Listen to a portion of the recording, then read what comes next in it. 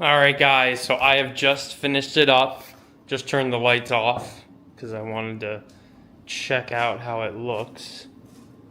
But check this out. Oh my god. That is sick, dude. This looks so awesome, man. It just transforms this car. It looks freaking awesome. It looks so cool. Now, tell you guys is my best advice is to put everything out like I did on the floor and just look at everything and line it all up. And then also I would suggest taking out the center console, and I'm going to leave that down below. But here's the little screen here. It looks like it shuts off after a while, which is great. Let's click on settings. I can turn the brightness down. I'm going to turn it all the way down. Let's go ahead and change the color.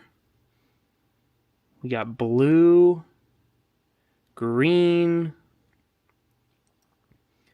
So many cool freaking colors, dude. This thing is awesome. Wow.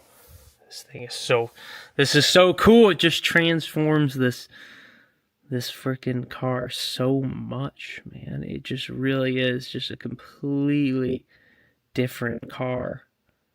I have a friend that also wants to do this thing on his Model S, so hopefully we'll do that pretty soon for him on his Model S. But man, it is just amazing. But alrighty guys, if